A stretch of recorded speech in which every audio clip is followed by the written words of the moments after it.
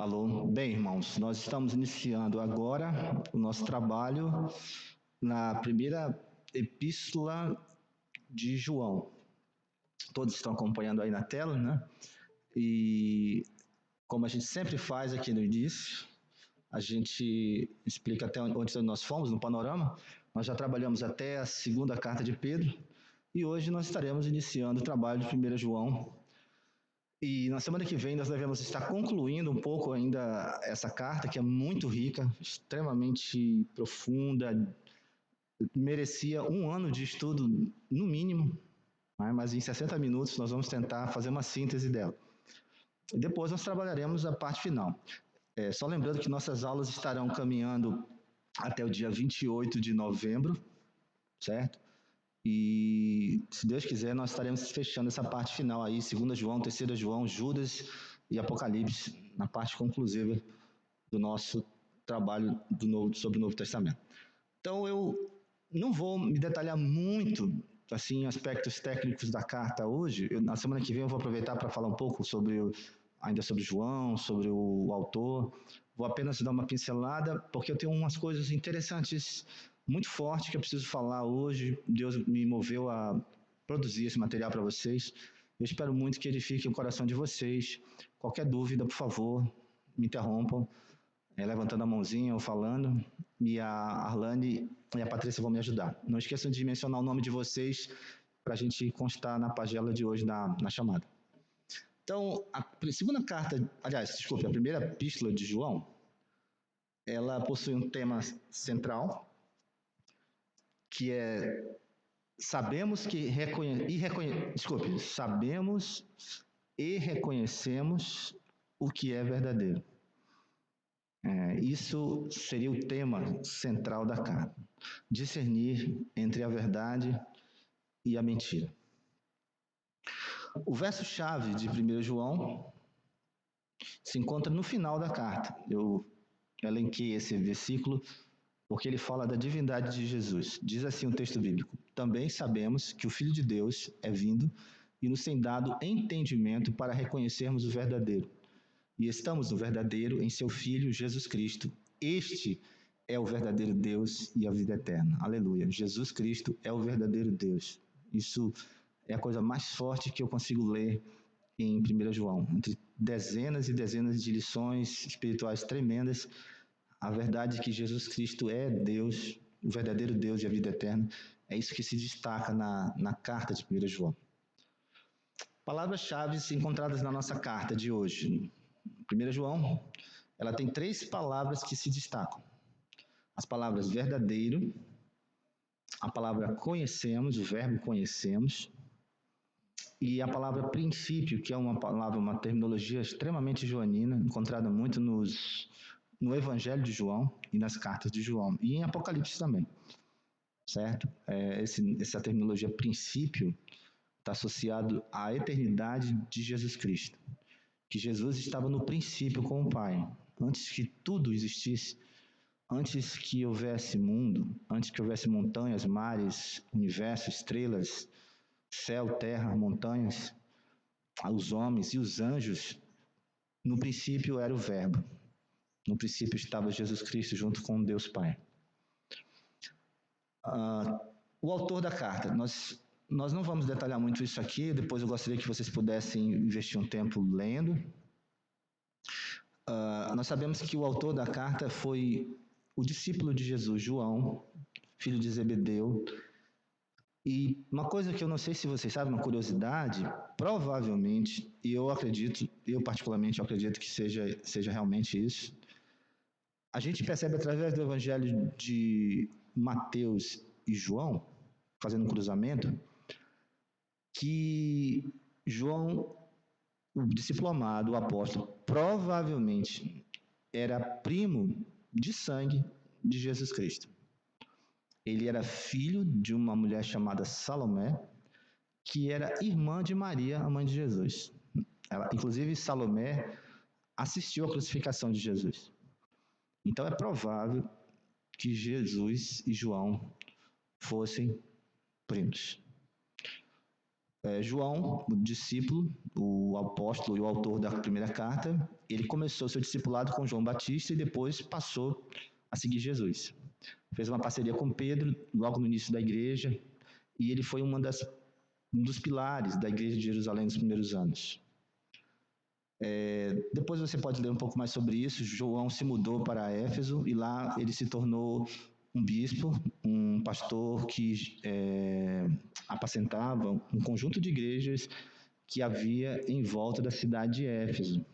É como se fosse a grande São Paulo e aquelas cidades em volta de São Paulo, né? São Bernardo, São Caetano, aquele monte de cidadezinhas pequenas em volta de São Paulo. Assim também havia Éfeso, a grande Éfeso, e várias cidades no entorno da cidade. E provavelmente João, até o final da sua vida, ele viveu muitos anos, morreu em idade avançada, com mais de 90 anos. Ele apacentou e cuidou, e foi para essas igrejas que ele escreveu essa carta. Então, o contexto da carta é que ele escreveu a carta no final da sua vida, provavelmente a um público de cristãos de origem judaica, e João estava em Éfeso quando escreveu essa carta.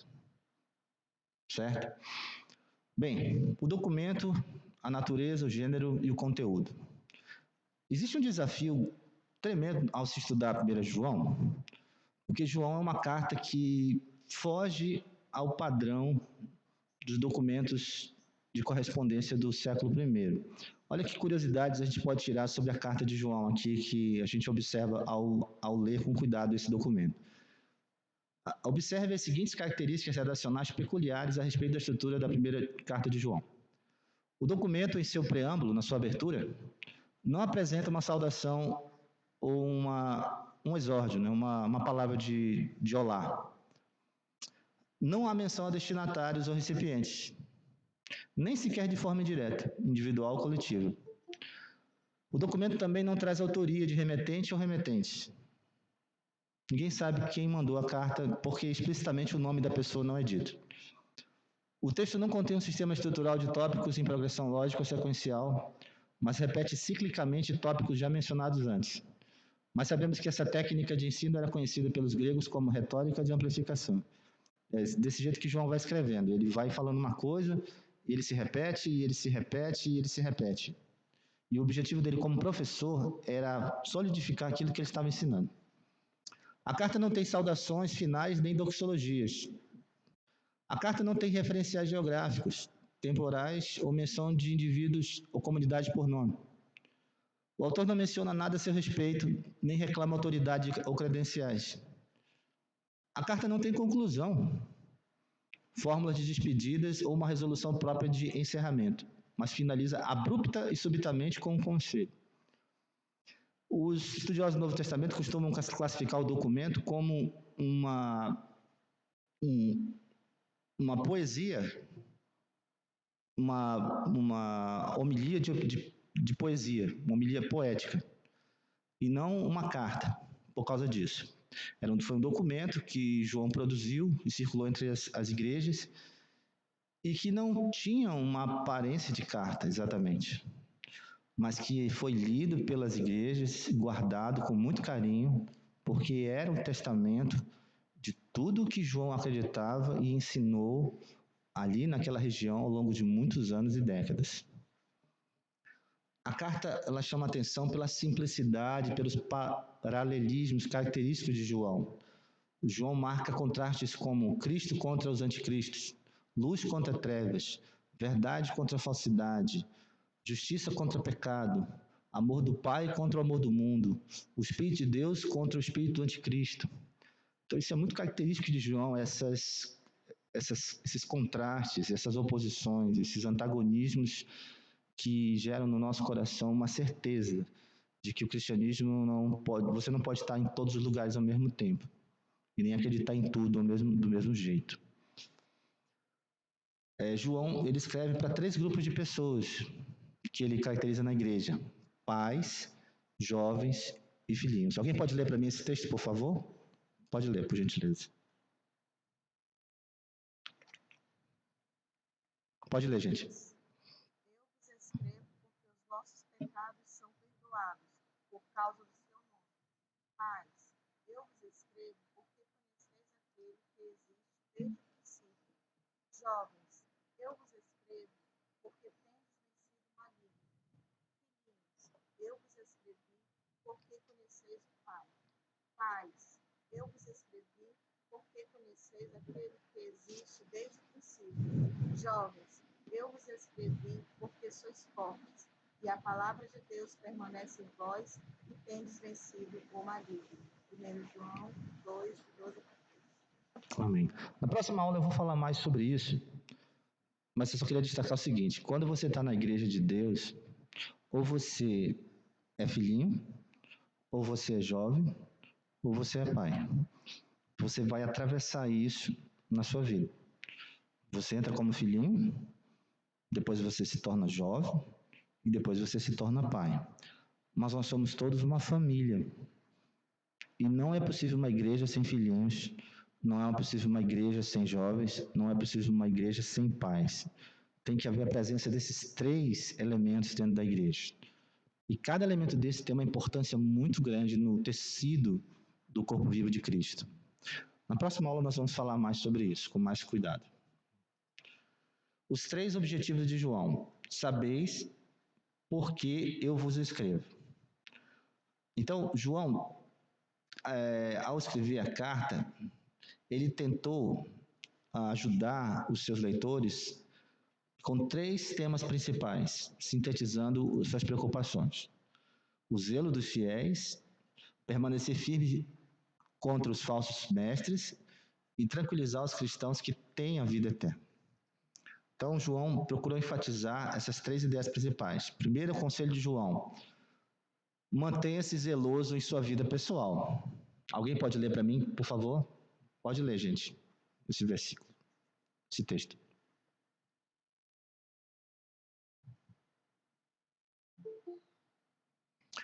Amados, agora somos filhos de Deus, e ainda não se manifestou o que haveremos de ser.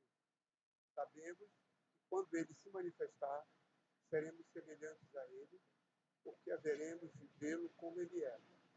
E assim mesmo se purifica todo o que nele está, que nele tem essa esperança, assim como ele é puro. Todo aquele que pratica o pecado também transgride a lei, porque o pecado é a transgressão da lei. Sabeis também que ele se manifestou para tirar os pecados, e nele não existe pecado. Todo aquele que permanece nele não vive pecando. Todo aquele que vive pecando não o viu, nem o conheceu.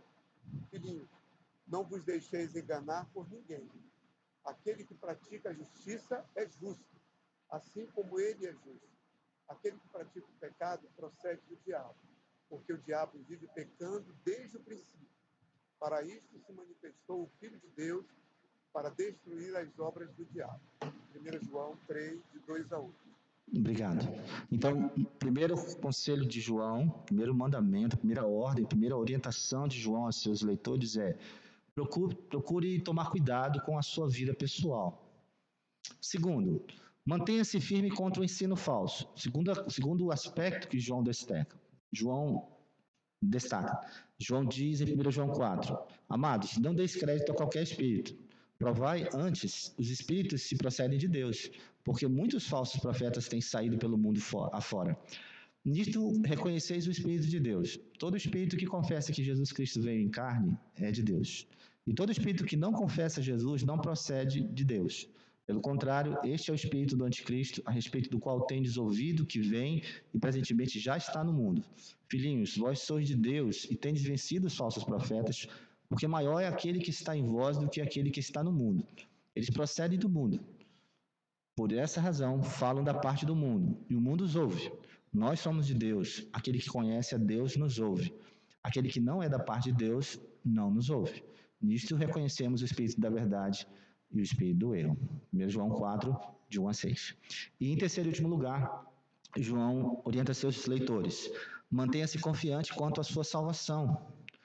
Então, uma das preocupações que João tinha também com seus leitores é a questão da confiança da salvação. Parece que esses falsos mestres que estavam entrando na igreja, nas igrejas de João, eram mestres que estavam ameaçando a própria segurança da salvação e pondo em dúvida a cabeça dos convertidos.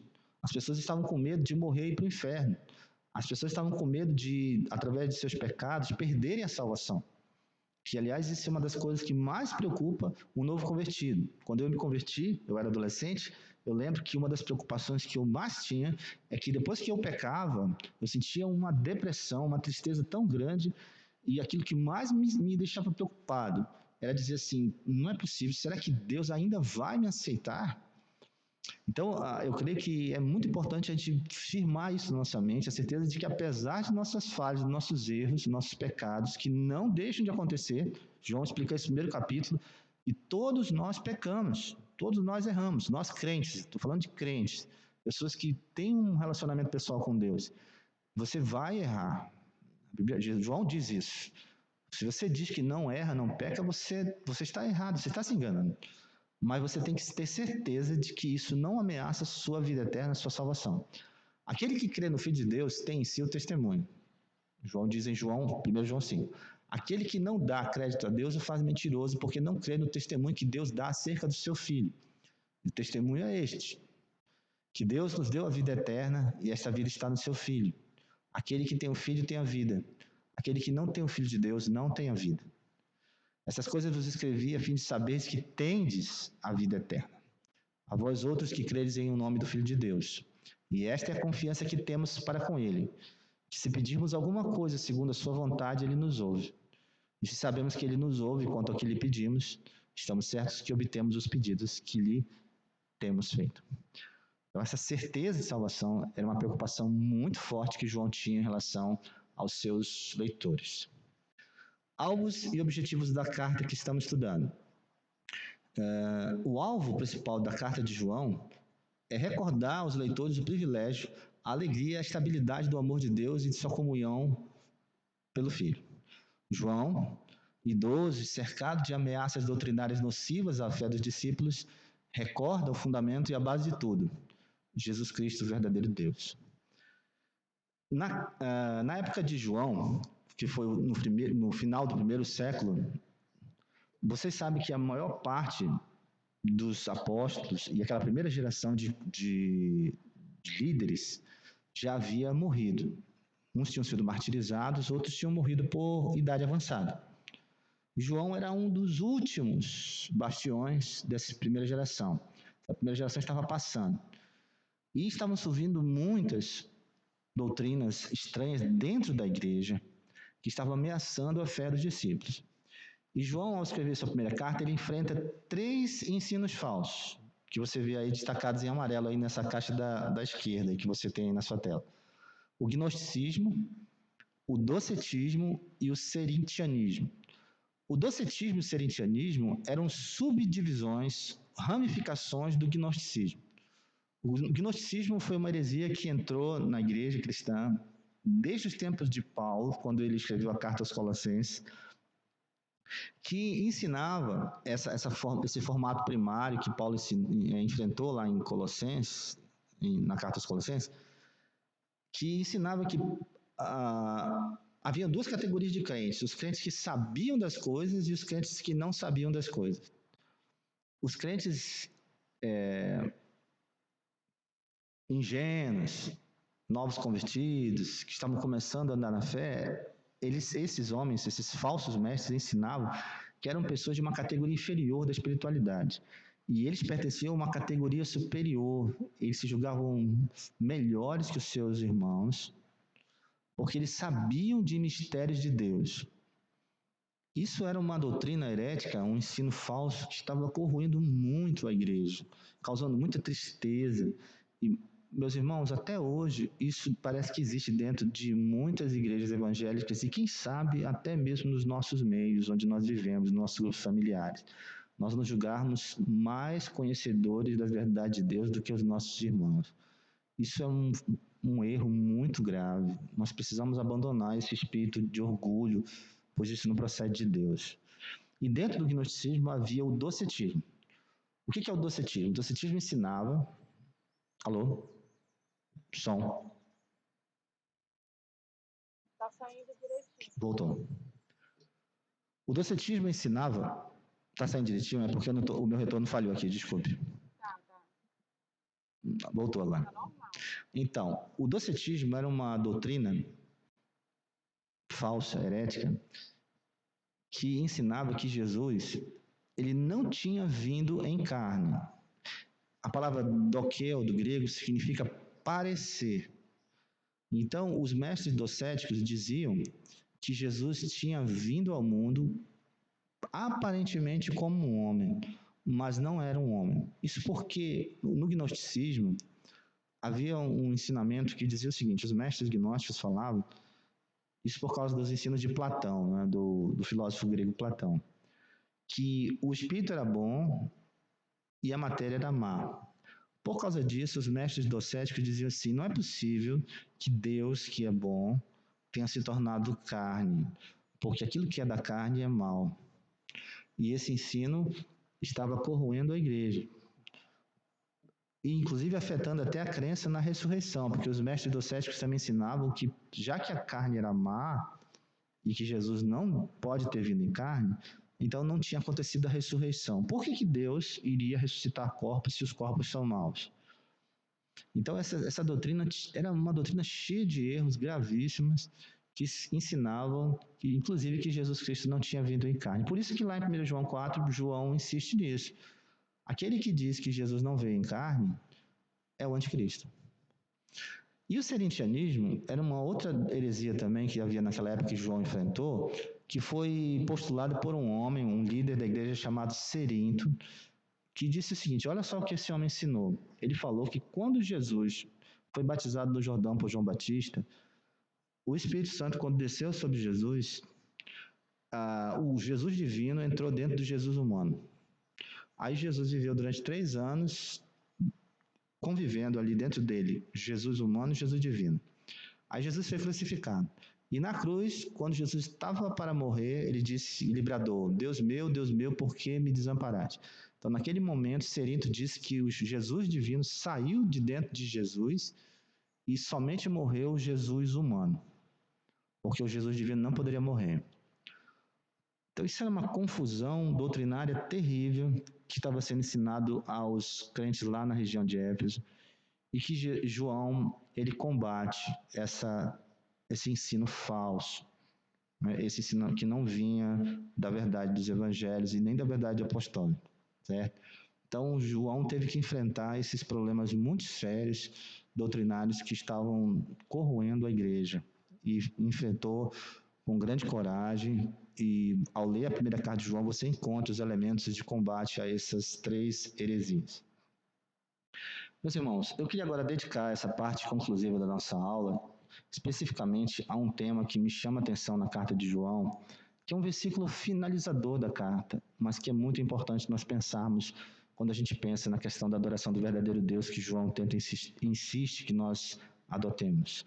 É o conflito dos deuses. Então, o assunto que eu queria tratar com vocês é um tema que não é muito comum a gente falar assim na igreja, talvez, eu não vejo muito ser mencionado, é a questão da idolatria. Mas eu queria mencionar por que razão o apóstolo João tratou da questão da idolatria em sua carta. A última frase da carta. No final da carta de João, João termina da seguinte maneira a carta. Alguém pode ler para mim esse texto, por favor? 1 João 5.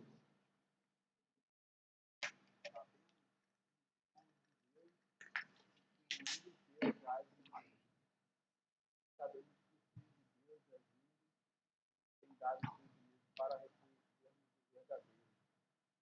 Estamos no verdadeiro. Seu Filho, Jesus Cristo. Este é o verdadeiro Deus e a vida eterna. Guardai-vos disso. 1 João 19 a 20. Muito bom.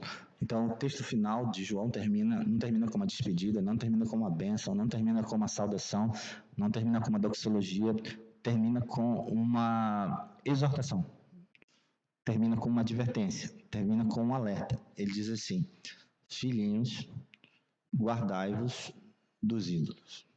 E é sobre isso que eu queria falar agora. A questão fundamental da idolatria. Vamos tratar desse assunto agora. Primeiro, vou falar alguns pensamentos e reflexões sobre a idolatria para você pensar e entender o que nós estamos aqui nesse estudo bíblico chamando de idolatria. Vamos tentar entender o que é a idolatria, o que isso tem a ver comigo e por que João, no final da sua carta, disse essa advertência: filhinhos, guardai-vos dos ídolos. E antes ele aponta o verdadeiro Deus, que é Jesus Cristo, contra os falsos ídolos, contra os falsos deuses. Reflexões e pensamentos sobre a idolatria. Alguns pensamentos. João Calvino disse: o coração do homem é uma fábrica de ídolos. Elizabeth Elliot, uma missionária americana, disse o seguinte: a obra misericordiosa de Deus no coração do homem é, ao longo de toda a vida deste, anular e derrotar os ídolos que ali estejam contidos. João Calvino também disse: cada um de nós é, desde o ventre materno, um habilidoso artesão fabricante de ídolos. Peter Scazzero, em seu livro Espiritualidade Emocionalmente Saudável, diz uma coisa interessantíssima sobre o sábado, que eu nunca tinha pensado. Abre aspas. No intenso Egito do tempo do cativeiro de Israel, não havia descanso ou pausas. O Egito idólatra era a terra de centenas de deuses e o lugar da desesperadora ausência dos sábados e do descanso em Deus. Era a terra da mistura sem fim dos dias. E em meio àquela mistura de dias, a ausência de sábados na vida humana indicava a evidência e a presença de idolatria, pois aprendemos que o ato de interromper por causa de Deus significa espiritualmente confiar nele. Ao contrário, o comportamento de não conseguir se interromper e se cessar demonstra, infelizmente, que alguém não consegue confiar em Deus. Isso é extraordinário, irmãos. Isso é muito certo. Abacuque disse: uma imagem de fundição é uma professora de mentiras. Timothy Keller disse: a rigor, um ídolo não pode ser simplesmente removido de um coração. Ele somente poderá ser suplantado ou vencido se for substituído por outro objeto de adoração, um agente mais poderoso e valente que ele. Timothy Keller também disse: qualquer coisa, ou ser, ou ideia, ou solução que você busque para lhe salvar, na verdade, constitui o seu Deus pessoal. Martinho Lutero disse: qualquer coisa que você ame acima das outras coisas, não importa o que seja, ou o quanto você negue tal fato, isto é verdadeiramente o seu Deus. David Clarkson, um pregador puritano inglês do século XVII, disse: todo ídolo é, por si só, altamente funcional. Jamais poderemos dizer que um ídolo não serve de nenhum benefício ou utilidade ao seu possuidor. Pelo contrário, ele pode ser comparado a mobília discreta, deixada no canto da sala, mas que ao longo do tempo vai se revelando extremamente útil ao dono da casa e que dificilmente será jogado fora por causa desta reconhecida funcionalidade. Timothy Keller também disse: a Bíblia nos ensina que os ídolos são absolutamente nada. Contudo, ela nos revela que por meio deles, os principados, potestades e os poderes das trevas nos controlam. Esta é a principal razão pela qual, conquanto ídolos possam e devam ser considerados insignificantes, também de fato são ao mesmo tempo inacreditavelmente poderosíssimos. E Timothy Keller disse: no Novo Testamento, como Paulo tratava e vencia ídolos por onde andava? Fazendo basicamente 3 coisas. Primeiro, identificando-os e discernindo-os. Em segundo lugar, expondo-os à luz. E, finalmente, em terceiro e último lugar, desinstalando-os com o poder e a pregação de Cristo e do Evangelho da Verdade. Paul David Tripp disse: um desejo, considerado como uma coisa boa e legítima, torna-se subitamente um desejo mau no momento em que este desejo se torna uma regra. Agostinho disse: a idolatria é a desordem da alma. Ela é seu caos, a sua confusão. E Martin Lloyd Jones disse: a obra e a agência do Espírito Santo é ordenar, é colocar coisas em ordem. É para isso que o Espírito Santo age. É para colocar em ordem a casa que estava em caos. O conceito e o problema da idolatria. A idolatria é uma questão central na vida cristã. Torná-la ou considerá-la um assunto secundário é algo perigosíssimo e nocivo à saúde da nossa fé. Se você ler aqui Ezequiel 14, o profeta Ezequiel, ele diz que o local onde os ídolos residem não são os altares onde aparentemente uma estátua de gesso ou de madeira ou um quadro é fixado, mas é dentro do coração. Então, lá dentro do coração estão os ídolos. Então, aqui em Ezequiel 14, de 1 a 8, em várias vezes o profeta insiste em dizer: seus ídolos dentro do seu coração, tropeço para a iniquidade que sempre tem eles diante de si. Assim diz o Senhor Deus: qualquer homem da casa de Israel que levantar os seus ídolos dentro do seu coração, tropeço dentro do seu coração. Então, a sede dos ídolos é a mente humana, é o coração humano. É lá que eles residem. É lá que nós temos que enfrentá-los, que identificá-los. Idolatria. Esse texto que eu li aí está em Ezequiel 14, tá? Idolatria. Afirmações e conceitos essenciais. Alguém pode ler para mim, por favor? Pode ler. Idolatria. O que é idolatria? Pode ler.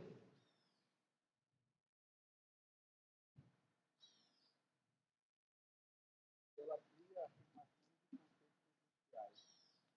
É colocar qualquer objeto, coisa ou pessoa. Isso é uma ideia, um valor, um sentimento, um pensamento, uma criatura, um ser, inescapavelmente pertence ao todo do universo da criação. No lugar do qual somente o Criador tem dito, por merecimento, honra e glória, deveria ter espaço, exclusividade e primazia. A idolatria é o câncer da religião e a desordem instalada na criação e no coração dos seres racionais. A idolatria é a operação satânica em sua excelência. A idolatria, com toda certeza, é a matriz Da impiedade. do pecado e da multidão de performance.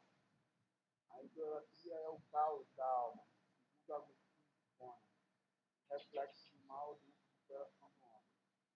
O maligno ama a idolatria e é seu intenso promotor de natureza, operação e poder. Onde há idolatria, ali o mal e a injustiça, em algum grau, existe, progridem e proliferam. Obrigado, meu irmão. Então, meus irmãos, a idolatria é uma coisa muito comum no nosso universo. Não é tão raro de a gente ver isso, não. Terceiro lugar, a idolatria é um espelhamento. A idolatria é um ato de espelhamento. Adorar algo nos levará ao longo dos meses e dos anos, sem sombra de dúvida, a nos parecer com aquilo que optamos adorar ou dedicarmos nosso prazer e maior empenho, mesmo sem disso perceber. Esse livro aqui, que eu até aconselho vocês a lerem, se possível, foi escrito por um pastor americano chamado G.K. Billy. Ele disse uma frase muito simples, mas muito verdadeira. Aquilo que você adora é aquilo que você se tornará. Você se torna aquilo que você adora. Você é aquilo que você adora. Foi isso que G.K. Billy falou. Ele diz o seguinte no seu livro: o homem, essencialmente, é um ser espelhador, pois foi criado para isso. Ser um espelho que reflete algo. E não haverá uma terceira via sobre esse fato. Ele sempre vai ter que espelhar ou o Criador ou a criatura. Então, não adianta. Você sempre vai espelhar alguma coisa. Não adianta. Você vai sempre espelhar alguma coisa. Por mais que você se esforce, que você lute contra isso, você vai espelhar. Isso é uma verdade bíblica que não foi G.K. Billy que criou agora, há 10 anos atrás. Isso está na Bíblia. No Salmo 115, um texto muito conhecido por vocês e também repetido no Salmo 135, um princípio espiritual que diz o seguinte: o salmista diz: prata e ouro são os ídolos deles, obras das mãos de homens. Tem boca e não falam, tem olhos e não veem, tem ouvidos e não ouvem, tem nariz e não cheiram, suas mãos não apalpam, seus pés não andam, som nenhum lhe sai da garganta. Agora vem a sentença. É sobre isso aqui que J.K. Bill insiste. Ele diz o seguinte: tornem-se semelhantes a eles os que os fazem e quantos deles confiam. E no Salmo 135, o salmista repete esse princípio. E você fala assim: eu não estou entendendo. De uma forma bem simples é o seguinte: se você adora dinheiro, você vai começar a se parecer com dinheiro. Se você adora um time de futebol, você vai começar a parecer com esse time de futebol. Se você adora um instrumento musical, você vai começar a se parecer com um instrumento musical. Se você adora um hobby, você vai começar a se parecer com esse hobby. Se você adora Jesus Cristo, você vai começar a se parecer com Jesus Cristo. É um princípio, certo? Independente de você saber disso ou não, isso aconteceu ao longo dos anos na sua vida. Você está com 30, 40, 50 anos de idade aí, talvez você esteja ouvindo sobre isso a primeira vez, mas é exatamente isso que aconteceu ao longo da sua vida inteira. Inclusive, existe um livro, não sei se alguns aqui já leram, chamado Retrato de Dorian Gray, escrito por Oscar Wilde, que inclusive ele era um ateu, né? Que foi escrito na Inglaterra no século XIX, em que é um conto de ficção, em que o livro fala de um rapaz muito rico, bonito, extremamente atraente, que as mulheres queriam casar, eram apaixonadas por ele, e que ele era apaixonado por si mesmo. E a história toda se desenvolve assim, é uma história de terror, em que no final, Dorian Gray, ele faz um pacto com o diabo, e ele acaba se tornando o próprio quadro que ele amava, que ele adorava. Então é exatamente uma metáfora, uma parábola da idolatria narrada na Bíblia, certo? O retrato de Dorian Gray. Os riscos e perigos da idolatria e o remédio proposto por Deus. Então, se você ler comigo Levítico 26, você vai ver que Deus primeiro trata em Levítico 26 de uma advertência e depois ele mostra um remédio. Ele mostra uma doença, ele mostra uma cura. Ele diz o seguinte na primeira parte do texto, em Levítico 26: não fareis para vós outros ídolos, nem vos levantareis imagem de escultura nem coluna, nem poreis pedra com figuras na vossa terra, para vos inclinardes a ela. E aí vem a cura. Porque eu sou o Senhor vosso Deus. Guardareis os meus sábados e reverenciareis o meu santuário. Eu sou o Senhor. E aí a gente explode isso daqui, analisando esse texto da seguinte maneira. Deus está dizendo sobre a doença: não ame projetos ou metas pessoais acima de mim. Não assuma modelos ou referências como representações maiores do que eu. Não aspire memórias, marcos ou recordações antes daquelas a meu respeito. Não sirva ou dependa de poderes como se eles pudessem salvar ou proteger você como eu salvo. Aí Deus dá a cura aqui. Primeiro, saiba primeiramente quem eu sou e você vencerá a idolatria. Segundo, aprenda a separar tempo para mim, santificando os seus minutos. Terceiro, aprenda a valorizar o lugar onde eu moro, santificando a minha morada. E em quarto lugar, este ponto é tão importante que eu repito para você: relacione-se comigo e fique protegido da idolatria. Então, se você depois pegar e estudar Levítico 26, os 2 primeiros versículos, você vai ver como Deus está protegendo o povo de Israel da idolatria, mostrando a cura e a solução para o problema. Sinais e sintomas da idolatria. Como é que eu posso reconhecer se na minha vida, eu, como crente em Jesus Cristo, não tenha medo de pensar isso, que você tem que enfrentar esse problema, posso tratar e curar a idolatria na minha vida e eliminar esse problema que pode ser que exista na minha vida? Então, primeiro sinal de idolatria. Você tem um medo intenso de algo que ultrapassa as outras medidas. João diz, em 1 João 4,18. Alguém pode ler para mim? Por favor. 1 João. No amor não existe medo. Antes, o perfeito amor lança fora o medo. Ora, o medo produz tormento. Logo, aquele que teme não é aperfeiçoado no amor. 1 João 4,18. Então é interessante, meus irmãos, vocês entenderem que idolatria, um ídolo não é só uma coisa que você ama, é uma coisa da qual você tem medo também. Se você tem medo, o medo ele faz você virar um escravo. Deixa eu contar uma coisa para vocês, uma historinha. Anteontem eu fui visitar minha mãe. Minha mãe tem 83 anos de idade. E nós estávamos falando sobre várias coisas da vida dela. E ela disse assim: "Meu filho, você sabe, minha mãe é crente hoje, ela é convertida. Ela falou assim para mim: você sabia que eu me torno um bandista num terreiro de macumba?"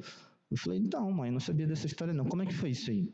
Ela disse que quando ela tinha 25 anos, o tio dela, que era pai de santo, tinha um terreiro, chamou ela no terreiro e ele disse para ela o seguinte, foi isso aquela que me contou. Ela disse assim que os espíritos me disseram que você é boa para virar mãe de terreiro, para você ser cabeça de terreiro. E você tem que virar mãe de santo. E a minha mãe não era nem crente naquela época. Ela disse assim: "Não, eu não quero isso para mim, não." E aí o meu tio disse para ela assim: "Se você não aceitar, você vai morrer com 40 anos. Os espíritos disseram para mim que você vai morrer com 40 anos." E aí minha mãe estava lembrando disso outro dia assim: "Meu filho, eu agradeço tanto a Deus. Hoje eu estou seguindo o caminho do Senhor. Eu estou com 83 anos de idade. Eu estou com 83 anos de idade. E os espíritos disseram que eles iam me matar quando eu tivesse 40 anos, porque eu não quis segui-los." Então, o profeta Isaías diz o seguinte: "Não chameis de conjuração a tudo quanto este povo chama de conjuração. Não temais o que ele teme, nem tomeis isso por temível. Ao Senhor dos Exércitos, a ele santificai. Seja ele o vosso temor, seja ele o vosso espanso." Então, não tenha medo. Não tenha medo das coisas que as pessoas têm medo. Não tenha medo, esse medo irracional, esse medo idolátrico que não tem sentido e que antes espelha apenas uma falta de confiança em Deus. E foi para isso que Jesus se manifestou, para destruir as obras do diabo e livrar-se a todos aqueles que pelo pavor da morte estavam sujeitos à escravidão por toda a vida. Porque o pavor e o medo eles geram escravidão e dependência. Uma dependência patológica, uma dependência demoníaca, uma dependência que não vem de Deus, porque os ídolos fazem isso com as pessoas. Segundo sinal, você tem um amor intenso por algo que ultrapassa todas as outras medidas.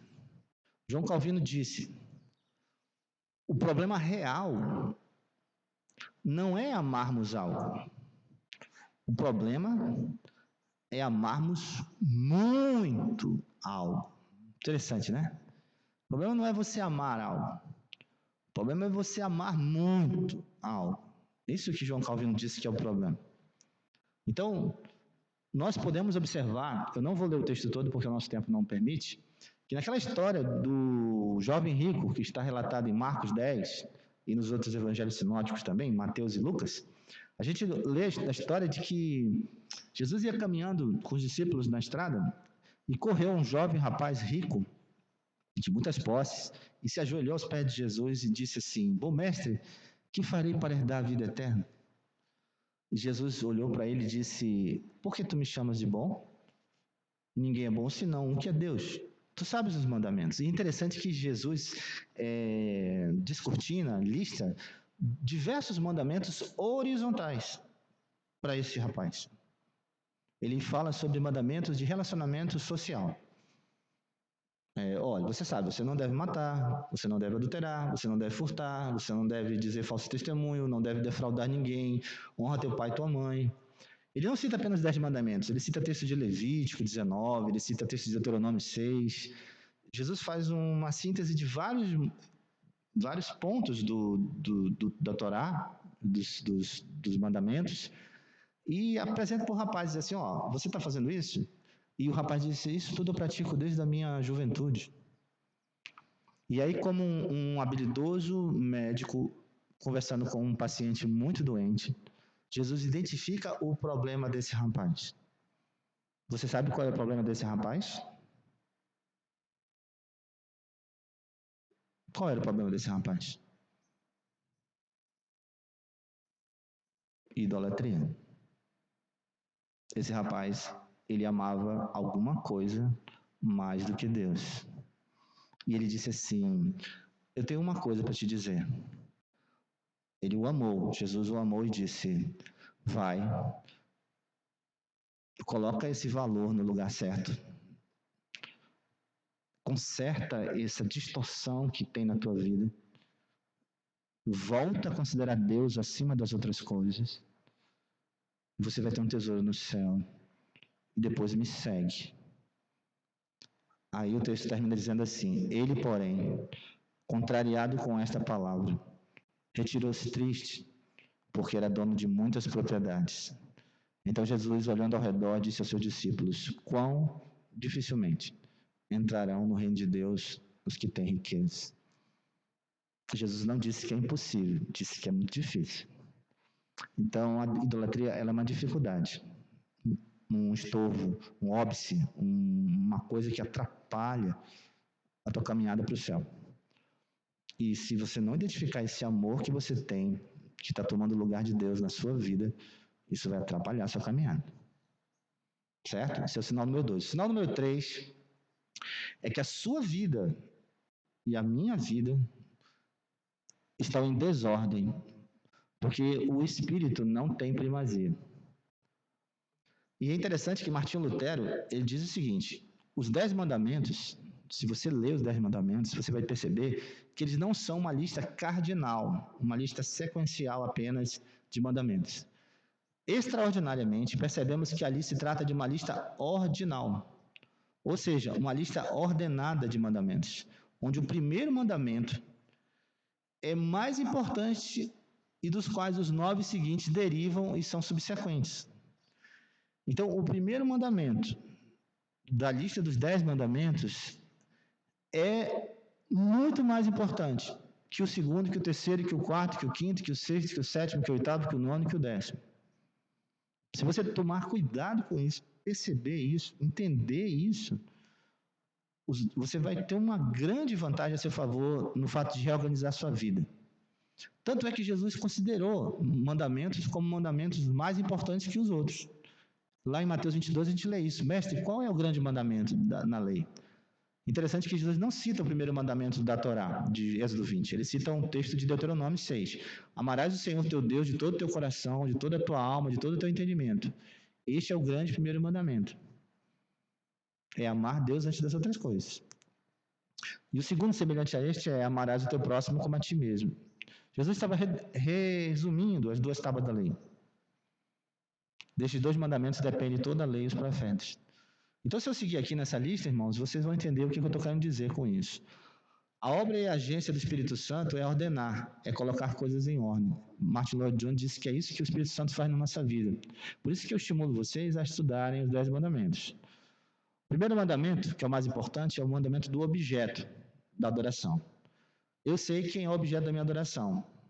Eu adoro Jesus Cristo. Quem é o meu Deus? Se você conseguir responder isso e colocar isso na sua vida, as demais coisas ficam mais fáceis. O segundo mandamento é a cura para o seguinte, ó. Eu sei como adorar, o jeito certo, em espírito e em verdade. Terceiro mandamento, eu controlo minha língua. A terceira coisa mais importante da sua vida é controlar a sua língua. Você viu a gravidade de que é o problema da língua? Controlar a língua é a terceira coisa mais importante da vida. Quarto mandamento, eu controlo meus tempos. Eu controlo meus tempos. Eu sei o tempo que eu tenho, onde gastar meu tempo. Quinto mandamento, eu controlo meu poder e autoridade. Eu sei obedecer ordens. Eu sei me submeter ao pastor, aos presbíteros, ao meu chefe de trabalho, à minha mãe, meu pai. Eu sei honrar as pessoas que estão acima de mim. E eu também sei ordenar também, eu sei comandar também. Sexto mandamento, eu controlo minhas relações sociais. Eu sei me relacionar com as pessoas. Sétimo mandamento, eu controlo meu corpo e minha intimidade. Oitavo mandamento, eu controlo minhas mãos. Eu sei até onde minhas mãos podem chegar. Nono mandamento, eu controlo minhas opiniões. Eu sei controlar quando devo falar as coisas a respeito das pessoas e quando eu não devo falar, emitir opiniões. E em último lugar, eu controlo meu contentamento. Então, se eu responder essas 9 perguntas aqui, dizendo sim, eu vou responder isso daqui, ó. Segundo mandamento, minha religião não é meu Deus. A igreja não é meu Deus. O templo não é meu Deus. Meu grupo familiar não é meu Deus. A minha horinha tranquila não é meu Deus. É importante, mas não é o meu Deus. Meu ministério não é meu Deus. Meu ministério não é meu Deus. Meu ministério não é meu Deus. A escola dominical não é meu Deus. O pastor não é meu Deus. A minha denominação não é meu Deus. O meu grupo de louvor não é meu Deus. A minha congregação não é meu Deus. Minha língua não é meu Deus. Aí eu falo só que eu falo tudo que eu penso. Eu não sei me controlar. Tudo que vem na minha cabeça eu falo. Eu sou assim mesmo. Quem quiser que me aceite como eu sou. Idólatra. Meu relógio não é meu Deus. Eu conheci uma família que você só conseguia visitar ela se você marcasse uma agenda. Aí eles se converteram. Eles mudaram. Presença do Espírito Santo. Meu poder não é meu Deus. Você sabe com quem você está falando? Carteirada. Meu Instagram não é meu Deus. Meu Facebook não é meu Deus. Meu WhatsApp não é meu Deus. Meu corpo não é meu Deus. Tem gente que idolatra o próprio corpo, não é? Meu alcance não é meu Deus. Minhas afirmações não são meu Deus. Não é aquilo que eu falo sobre as pessoas que é a verdade última. Minha opinião é a última. Depois que todo mundo fala, quando eu falo, todo mundo fica tremendo. Hipócrita, você também erra. Meus olhos não são meu Deus. Eu fico olhando para as conquistas das pessoas, fico sentindo inveja do que os outros conseguiram. Olha, o fulano passou no concurso, olha o emprego dele, olha só o carro que ele está, olha só a mulher dele como é mais bonita que a minha. Olha o marido dela, é mais bonito que o meu. Olha a cozinha dela, o chão da cozinha dela é mais bonito que o meu. Olha só, a roupa dela é mais bonita que a minha. Então, isso tudo são expressões de idolatria que os 10 mandamentos estão tentando corrigir na vida do cristão. Por isso que João diz assim, filhinhos meus, guardai-vos dos ídolos. E em quarto lugar, meus irmãos, se existe um vazio da bondade de Deus na sua vida. Eu não queria falar muito sobre isso agora, porque o nosso tempo está terminando, assim, tem outras coisas, mas assim, eu queria explicar uma coisa para vocês. A Bíblia ensina que existe um princípio que até hoje eu estou tentando entender, que o diabo gosta do vazio e que Deus gosta de encher coisas. Cristo é a plenitude daquele que enche os céus e a terra. Ele é a plenitude. Ele sai enchendo as coisas. Então, quando Jesus entra na nossa vida, no nosso coração, ele enche a casa. A casa está cheia de Deus. Está cheia da glória de Deus, da presença de Deus. A palavra de Deus está dentro do seu coração. O amor de Deus está dentro do seu coração. O Espírito Santo está dentro do seu coração. O diabo olha para isso e fala assim, eu não posso entrar aí. Agora a sua casa está vazia. A Bíblia fala que o diabo gosta. Quando o espírito imundo sai do homem, anda por lugares áridos procurando repouso, porém não encontra.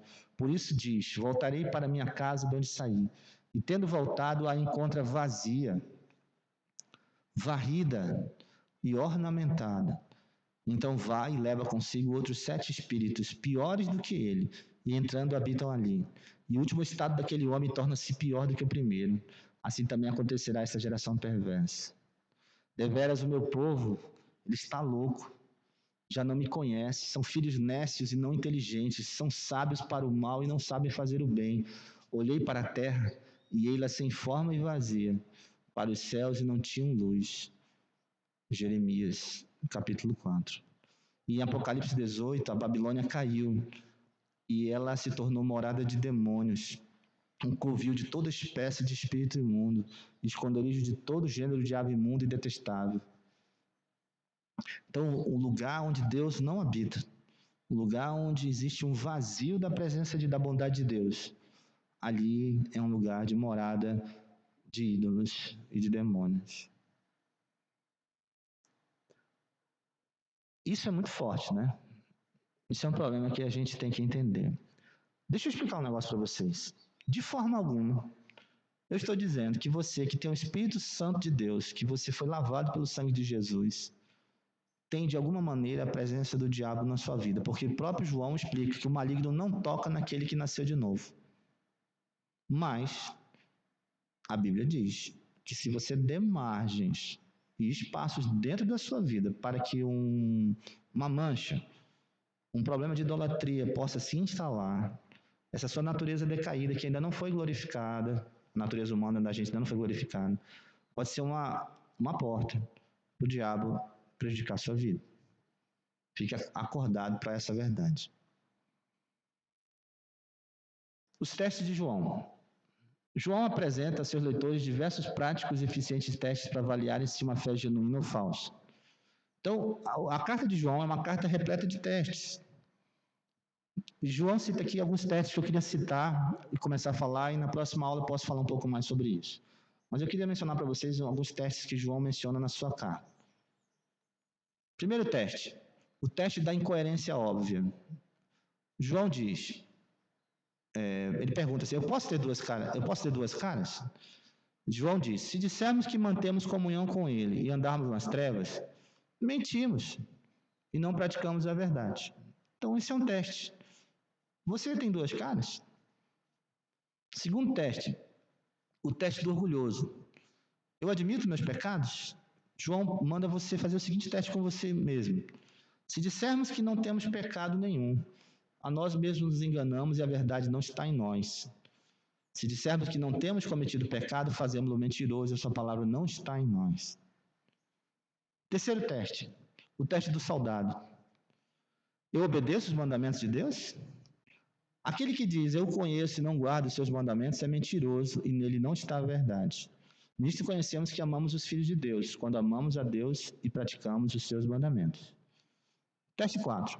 O teste do imitador. Eu imito os passos de Jesus Cristo? Aquele que diz que permanece nele, esse deve também andar assim como ele andou. Você precisa imitar Jesus. Teste número 5. O teste da retenção primária. Aquilo que eu escutei no começo continua intacto? Eu chamo esse teste também o teste do novo convertido. Permaneça em vós o que ouviste desde o princípio.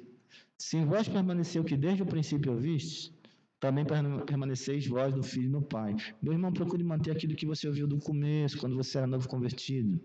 É aquilo lá que fica, aquilo lá que você tem que manter. Teste 6. O teste da reincidência. Pecar para mim é um hábito ou um episódio isolado? Todo aquele que permanece nele não vive pecando. Todo aquele que vive pecando não viu nem o conheceu. A questão não é o episódio do pecado. A questão é o hábito do pecado. Todo aquele que permanece nele não vive pecando. Aquele que ama o seu irmão permanece na luz. Nele não há nenhum tropeço. Acho que esse texto está cortado aí. Todo aquele que é nascido de Deus não vive na prática do pecado, pois o que permanece nele é a divina semente. Ora, esse não pode viver pecando porque é nascido de Deus. O teste das duas asas do avião. Teoria e prática devem andar juntos na minha vida? Elas andam juntos na minha vida? Uma pergunta, né? Filhinhos, não amemos de palavra nem de língua, mas de fato e de verdade. Nisto conheceremos que somos da verdade, bem como perante ele tranquilizaremos o nosso coração. O teste 8 é o teste do silêncio. Eu verbalizo o verbo de Deus. Nisto reconheceis o Espírito de Deus. Todo espírito que confessa que Jesus Cristo veio em carne é de Deus. E todo espírito que não confessa Jesus não procede de Deus, pelo contrário, este é o espírito do anticristo, a respeito do qual tendes ouvido que vem e presentemente já está no mundo. E aquele que confessar que Jesus é o Filho de Deus, Deus permanece nele e ele em Deus. E finalmente, em último lugar, o teste do náufrago, o teste do crente ilha. Eu me importo com os outros. Se alguém disser, amo a Deus e odiar seu irmão, é mentiroso, pois aquele que não ama seu irmão, a quem vê, não pode amar a Deus a quem não vê. Aquele que diz estar na luz e odeia seu irmão, até agora está nas trevas. E nós conhecemos e cremos no amor de Deus, que Deus tem por nós. Deus é amor. E aquele que permanece no amor, permanece em Deus e Deus nele. Eu não posso viver isolado como se fosse uma ilha. Então, esses testes que nós lemos aqui, são testes que desafiam todo cristão a seguir, certo? Isso é muito importante. Um sumário da nossa aula de hoje, para a gente terminar. O que nós aprendemos na nossa aula de hoje? Alguém pode ler para mim, por gentileza, essa parte final, para nós encerrarmos? O que nós aprendemos na aula de hoje? Vamos recapitular.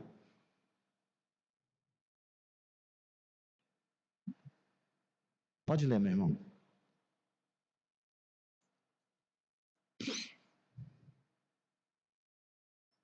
E a carta de 1 João focaliza 3 objetivos principais.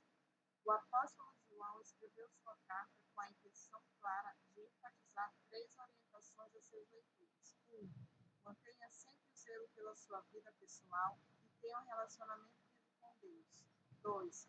Tenha cuidado com os falsos ensinos que podem minar e destruir sua fé e suas convicções originais e corretas. 3. Eu quero que você saiba que tanto você pode quanto deve ter certeza de sua completa e duradoura salvação em Cristo, assim como da vida eterna. E o cristianismo é simplicidade e pureza de coração. João escreve sobre dificuldades teológicas graves, profundas e difíceis de se tratar e lidar, mas simultaneamente ensina e insiste que ser cristão é ser simples, singelo e puro, e que isso é um sinal que imitamos a Jesus Cristo de fato. Que o cristão precisa habitualmente se autoavaliar e se deixar submeter a testes éticos simples e práticos. João, ao longo de sua exposição, sistematicamente confronta e põe seus leitores à prova, ao enumerar pelo menos 9 testes éticos e práticos que colocam a todos nós contra a parede. Se realmente somos cristãos, precisamos testar a nossa fé contra estes 9 desafios e vencê-los por nosso viver e por nossa conduta. Ao considerar isso, a conclusão de João é cristalina, direta e firme. Se fracassarmos, é porque ainda não nascemos de novo e estamos nos enganando a nós mesmos, dizendo que somos cristãos, quando na verdade não somos. Que o problema da falsa adoração e dos ídolos deve ser admitido com honestidade e que precisa ser enfrentado e tratado pelos cristãos. A carta de João expõe um problema em poucos crentes se sentem à vontade para responder.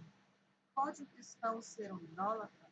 João, no último verso de sua carta, que claramente foi escrita e direcionada para um grupo de cristãos, postula que sim, que o risco da idolatria por parte de cristãos infelizmente existe.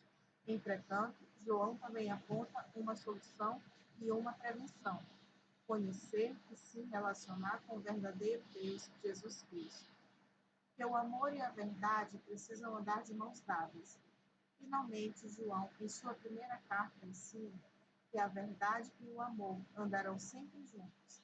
Amor sem verdade pode ser uma fracassada expressão religiosa de misticismo, tolerância, fraqueza e falsidades.